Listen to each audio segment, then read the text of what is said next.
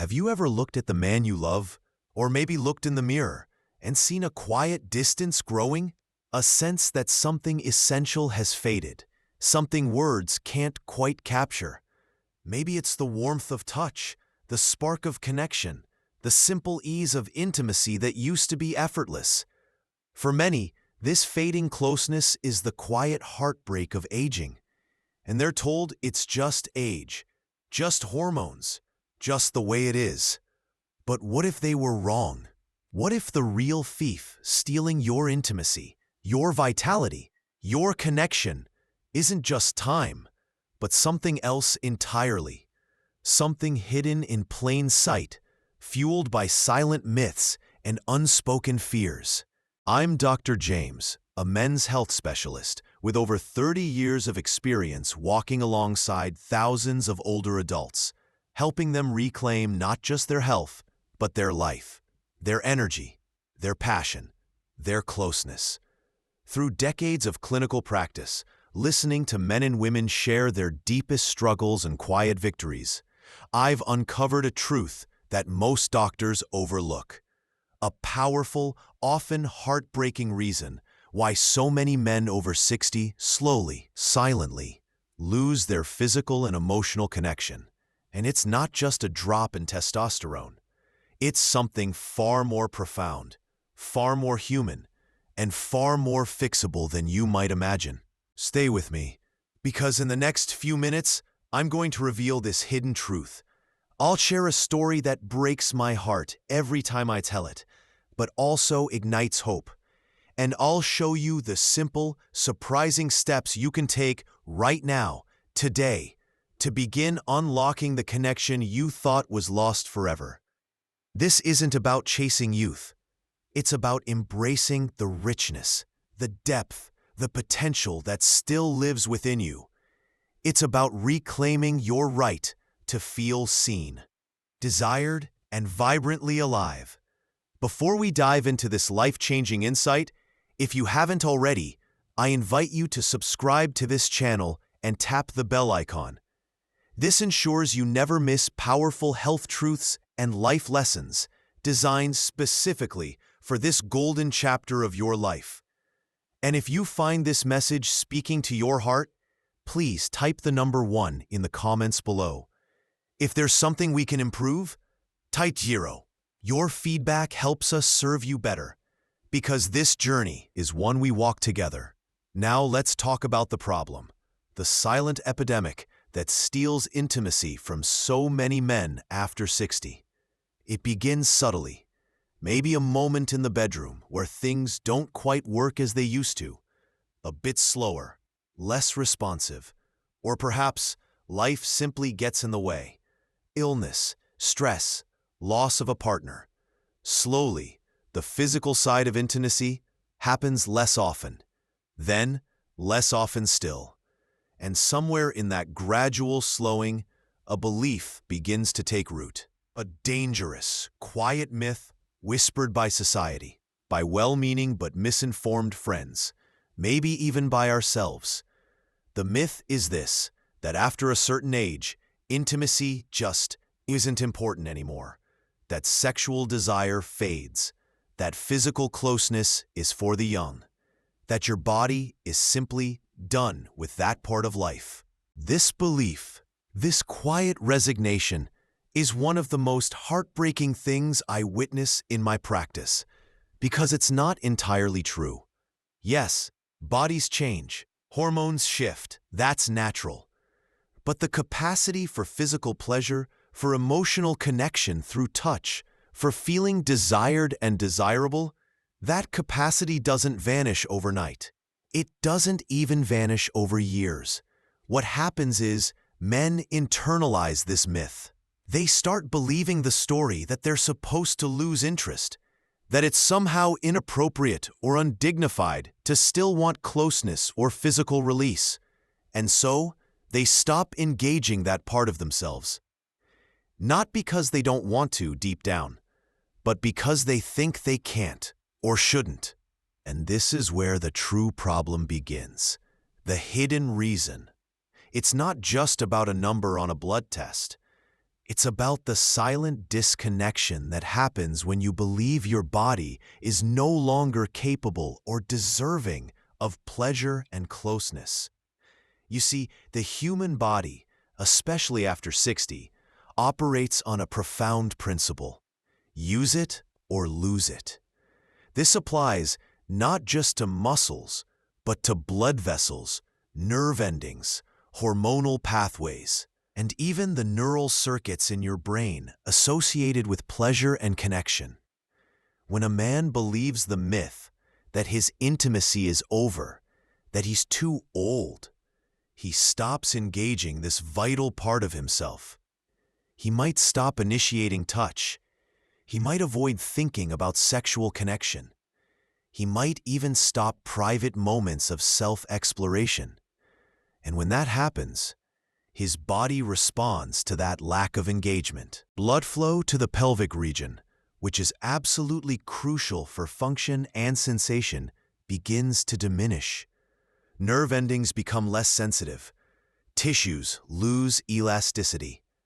The body, in a sense, interprets the lack of use as a signal that this system is no longer needed, and it begins to atrophy. It's like turning off a light switch. It doesn't just affect the light bulb, it affects the wires, the circuit, maybe even the power source. This quiet decline impacts circulation throughout the body, contributes to hormonal imbalance, yes, beyond just testosterone, dulls nerve responses, and even affects brain health by reducing the release of vital neurochemicals linked to mood, memory, and stress relief. And the cruelest part, when a man does try to reconnect later, perhaps after meeting a new partner or simply deciding he misses intimacy, he finds his body is less responsive. This confirms his initial mistaken belief that he's too old or broken, deepening the cycle of shame and withdrawal. The hidden reason men lose intimacy isn't just biological aging, it's the decision to disengage, often driven by a false belief, which then accelerates biological aging in the very systems needed for intimacy and vitality. Let me share a story that illustrates this more powerfully than any medical chart. His name was Arthur, a proud man, a retired engineer in his early 70s when he first came to see me. He'd been married to his wife Martha for over 45 years.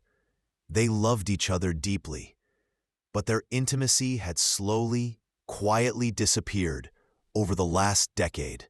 Arthur felt the distance. Martha felt it too, but neither knew how to talk about it. They both assumed it was just part of getting old. Arthur felt a deep sense of inadequacy. He noticed his body wasn't responding like it used to, even when he was alone. He felt less energetic, less male. He believed his testosterone must have completely bottomed out, that his time was simply over. He felt a quiet shame, a grief for a part of himself he thought was permanently gone. He started avoiding situations where intimacy might arise, which only increased the distance between him and Martha. He felt isolated, even in his own home. He came to me asking about hormone therapy, maybe a prescription. He was resigned, hoping for a quick fix, but expecting disappointment. When I asked him, not just about his symptoms, but about how he felt about his body, about touch, about his sense of himself, he hesitated. He admitted that he hadn't really connected with his body in years, not even simple self-touch, not with kindness or curiosity. His body felt like a stranger, a machine breaking down. He was too ashamed to even consider private self-exploration because he believed it was pathetic or useless at his age. This was the hidden truth. It wasn't just that his body had changed. It was that he had disconnected from it, convinced by the myth that it was no longer worth connecting to in that way. He had stopped sending the signals needed to keep those pathways alive. I explained to Arthur that his body hadn't forgotten how to feel. It just needed a reminder. that the use it or lose it principle was impacting his circulation, his nerve function, and his emotional state, because he had believed the myth and withdrawn. I told him the solution wasn't just medical, it was personal. It was about reclaiming his body through conscious, gentle engagement. We didn't talk about performance. We talked about presence, about feeling the warmth of his own skin, about breathing into moments of touch. I encouraged him to start small, privately, just acknowledging his body with kindness. Then, gentle, non-demand self-touch, not focused on a goal, but on sensation. Arthur was awkward at first. He felt silly, but he committed. He started setting aside just 10 minutes a few times a week. He breathed. He touched his arm, his chest, his legs, slowly moving to other areas. He noticed small things, a flicker of warmth, a faint sensation he hadn't felt in years. Less anxiety, better sleep. As he became more comfortable, less focused on performance and more on presence, his body slowly, tentatively, began to respond. His circulation improved. His nerve sensitivity started to awaken. He felt less like a broken machine and more like a man still alive. This renewed sense of vitality wasn't just physical. It gave him the confidence to talk to Martha, to express his fears, his desires, his newfound understanding. And that conversation, built on honesty and vulnerability, opened the door to a new kind of intimacy for them. It wasn't like their 20s, no. It was deeper, more tender, more meaningful. It was intimacy redefined, built on self-acceptance and open communication. Arthur's story isn't unique. It's the story of thousands of men held captive by a myth. But it's also a story of hope, a testament to the body's resilience and the power of reclaiming what you thought was lost. So what is this simple, surprising solution? It is the conscious decision to re-engage with your body's capacity for sensation and connection. It's about gently overriding the belief that you're done and reminding your body, cell by cell, nerve by nerve, that you're still here, still capable, still deserving of touch and pleasure. This doesn't necessarily mean daily sexual activity. It means mindful sensual engagement. This can take many forms: gentle, intentional self-touch, exploring different areas of your body, focusing on sensation without pressure or expectation, using a warm cloth or gentle massage to increase circulation and awareness, incorporating deep breathing and mindfulness during moments of self-exploration or partnered touch. Open, honest communication with your partner about your feelings, fears, and desires, creating a safe space for shared vulnerability and rediscovery. For men, gentle, non-performance-focused self-stimulation, reminding the body's systems to stay active. For women, exploring gentle touch and lubrication to maintain comfort and sensitivity. The key is the consciousness and the gentleness. This isn't about forcing a result. It's about sending a signal of welcome and acceptance to your body. It's about saying, I see you, I feel you, you still matter. Why does this seemingly simple act hold such power? The science, while complex in detail, is simple in principle. Nerve awakening. Gentle, consistent touch stimulates nerve endings throughout your body, including the pelvic region. It reminds these nerves how to fire, improving sensation and responsiveness. Think of it like physical therapy for your sensual self. Circulation boost. Engagement, even gentle touch, promotes localized blood flow. Regular stimulation helps maintain the elasticity of blood vessels and encourages healthy circulation, which is fundamental for both physical function and overall vitality. It helps keep the pathways open. Neurochemical release. Sensual activity triggers the release of beneficial hormones and neurotransmitters. Oxytocin, the bonding hormone, reduces stress, promotes calm.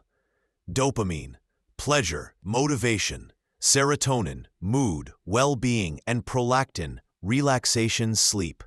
These improve mood, reduce anxiety, aid sleep, and foster a sense of connection, all essential ingredients for intimacy and overall health. Tissue health. Regular engagement helps maintain the health and elasticity of tissues in the pelvic region. For men, this supports vascular health. For women, it supports vaginal health and comfort. Lack of use can lead to atrophy and discomfort, making future intimacy harder. Brain pathways.